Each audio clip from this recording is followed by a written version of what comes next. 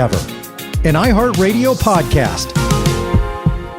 Welcome, everybody, to the most dramatic podcast ever. You have me, Lauren Zima, and Chris Harrison coming to you today with a little playbook on how to know who your real friends are. This topic was spurred for us by Amy Robach and TJ Holmes talking about something that we definitely can relate to.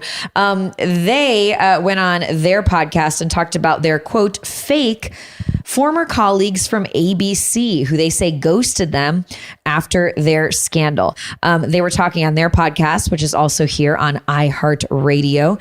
And Robach said, quote, Amy said, "We went back to work for 2 days after that tabloid that shall not be named released those photos of their private relationship. And she said, there wasn't anyone catching us cheating. That's not what happened. But we came back for those 2 days. We were surrounded by support," she said. But then Holmes interjected to say that their former colleagues were being fake. Some of it was BS, he said. And Robach said, "Yeah, once it was clear that we weren't coming back, I never heard from most people again." The gravy train stopped. People quit coming to the table. Babe, I want to go to you first because I think obviously with what we went through, we saw a lot of this just years ago ahead of Amy and TJ. So we can definitely relate. And, you know, we really need to like just speak to them at some point and kind of, we should have a little. Yeah, just give them a little. Let's have a mutual pod where we all just talk it. But what are your thoughts? Well, I think when you go through any extraordinary event, it puts pressure on those relationships and you find out who your real friends are on a much deeper, serious level. You know, we talked about this when your dad died. Mm-hmm. You find out who really is there, who's really vested in you, who really cares about you. And it's not the people that'll bring the casserole on Tuesday. It's who's going to show up on Sunday, Monday, Tuesday of the following week and the years that follow. And when we went through what we went through, the same thing. It's a reckoning, right? It's a garage sale in your personal life.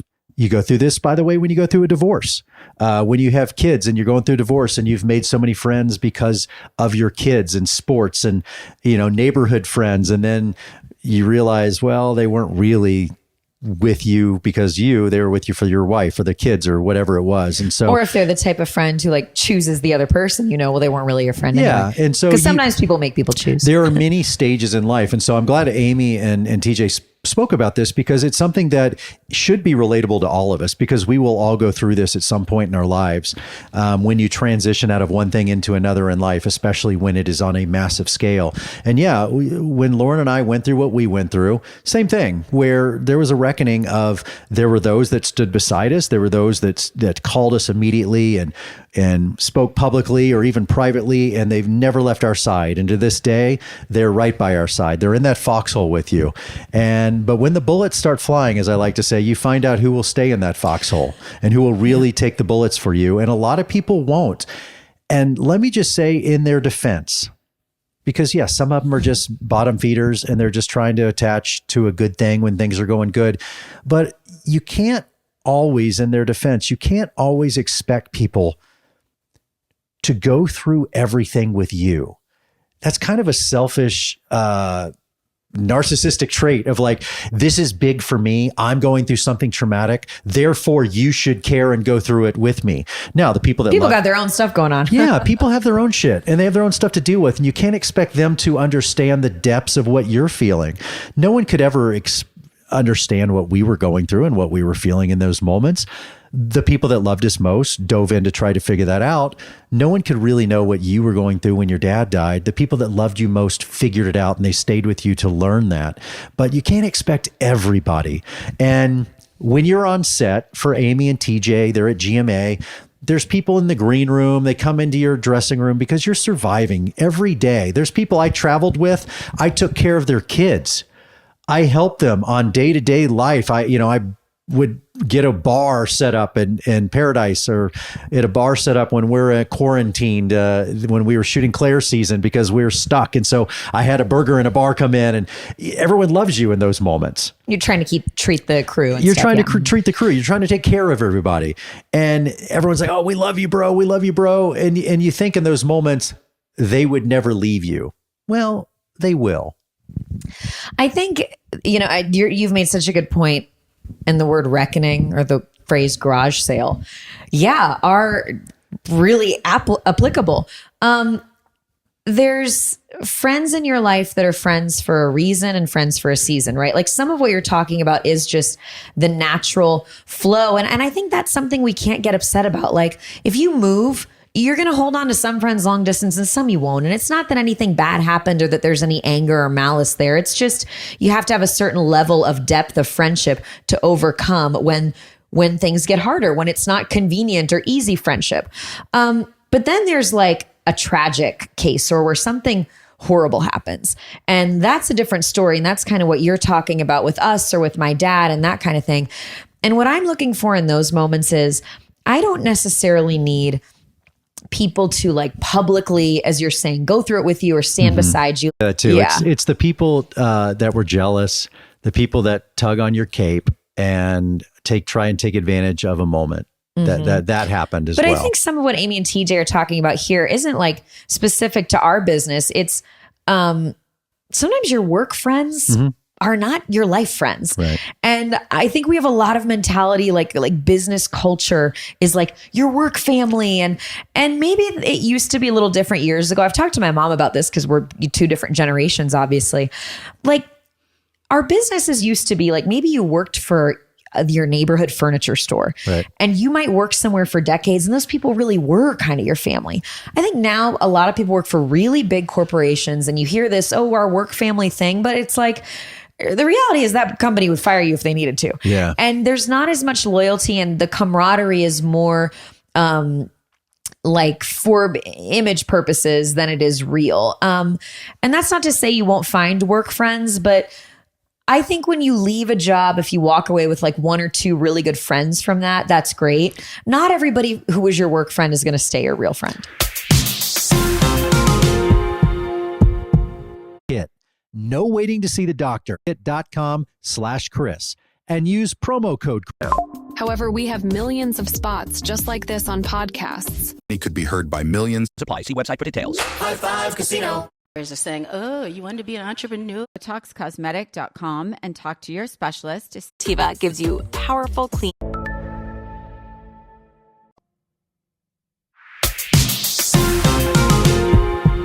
I think it's important that, and this is a good exercise in life, to take stock in life of who you are pouring your life and love and emotion into. Are they really there for you?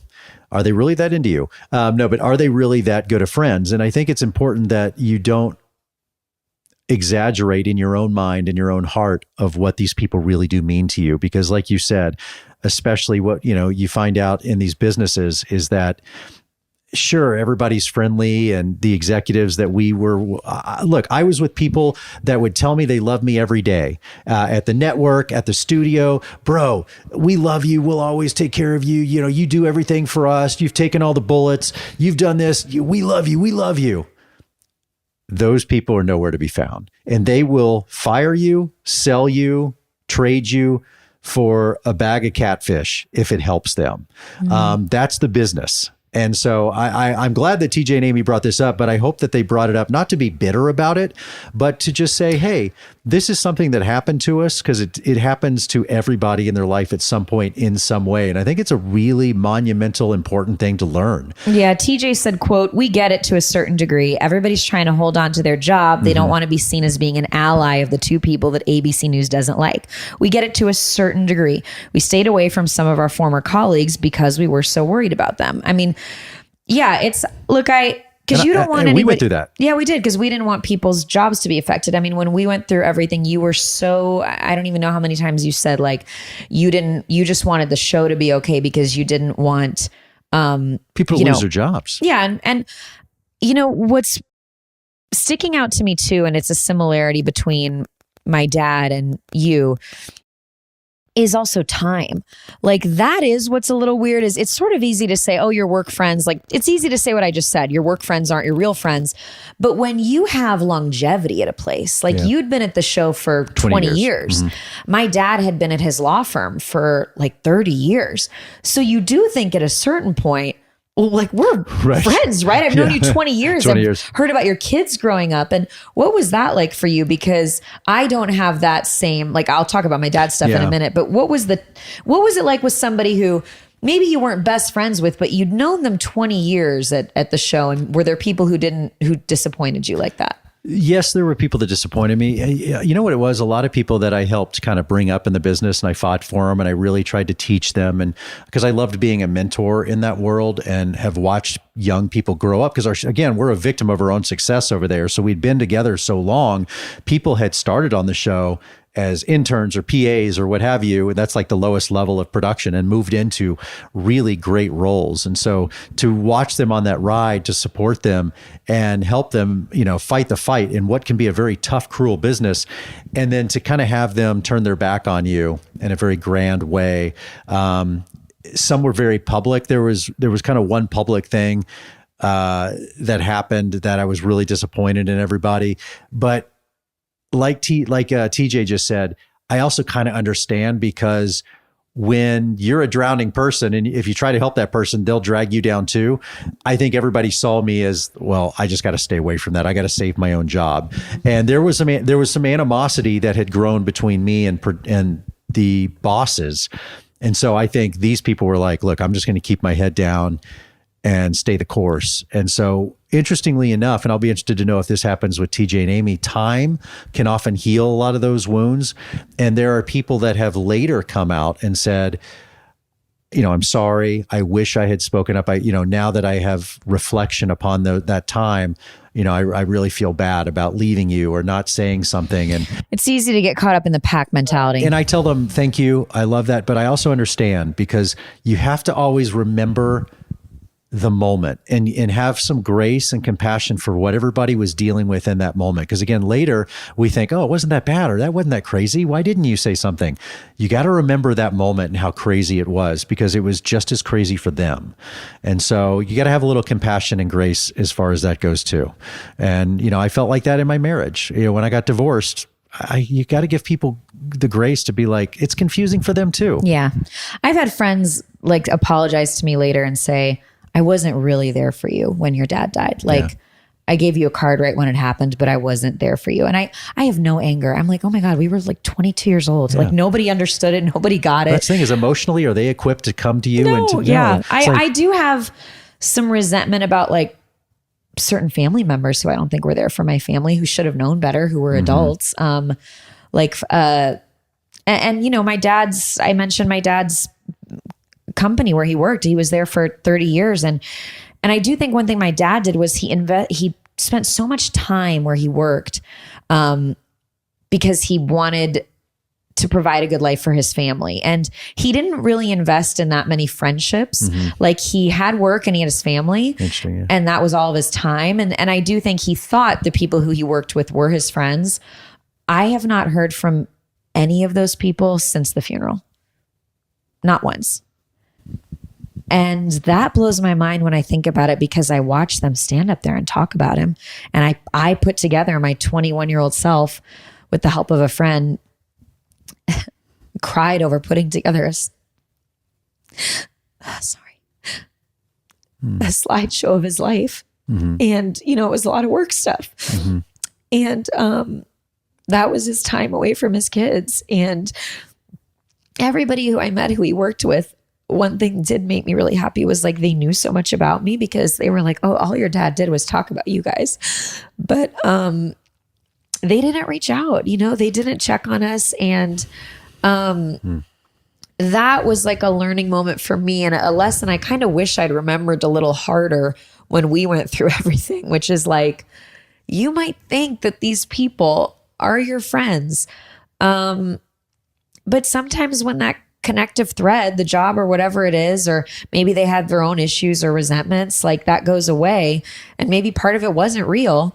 It shines a light. And to me, I think, as we're all operating different friendships in our life, like, I get I've got kids to provide for and I have my own job to worry about. I get that. But I will say, you want to be able to lay your head on the pillow at night and think, did the right thing. Yeah. And I think in your situation, there were some people, and those were the people who later reached out back to you, who looked back and thought, I didn't do the right thing. I should have stood up for him, like the behind the scenes people who didn't have to stand up for you publicly, but should have stood up for you behind the scenes, Right. or the people who should have reached out more. They knew that they didn't do the right thing there. And the good thing is, at the end of the day, I know you and I can put our head down on the pillow and know that we did do the right thing through that whole situation. We didn't, try to burn Rome down. We didn't try to take anybody personal down.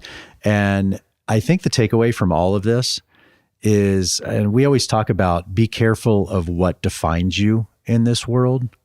Be careful if it's your job. Be careful what defines who you are, but also be careful who defines you and who you really put your stock in, and who really is the sum total of you, the people that are closest to you. Think long and hard about who those people are, what they represent, and what they give you and what you give them. And this goes both ways. Who are you to them? Are you a good friend? Are you that person? Are you that mentor? Are you the person that'll go the extra mile? Are you the person that when they just lost their mom or dad, you really were there for them? This isn't just on everybody else. You are a part of this as well. Are you that good of a human being? But I guess the takeaway is, be careful of not only what defines you, but who.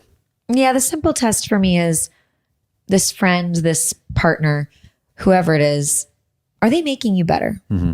Are you making them better? Are you both challenging each other to be better? Are they like growing you as a person? And not in like a distinct, let's have a talk about this way, but like, I surround myself, my friends are all honestly like real, and we've stayed friends because they're all super smart, driven, loving women, like in their careers and being moms. And so they make me better just in who they are and in all the conversations we have, not in like an overt way, but in all the things we talk about and the perspectives that they give me. So, yeah. It's interesting. I just thought of something. My late great grandmother always used to say, Chris, surround yourself with people who are equal or greater than you, and people that'll help you grow. It's kind of what you were just saying. And what I realized as I look back is I got away from that in my professional life. I was not around good people in my professional life. And I think I got caught up in the machine. I got caught up in the glitz and the glam of it all. And I didn't look at what was really important. And so I didn't surround myself with people that are equal or better than me as human beings. They weren't good people.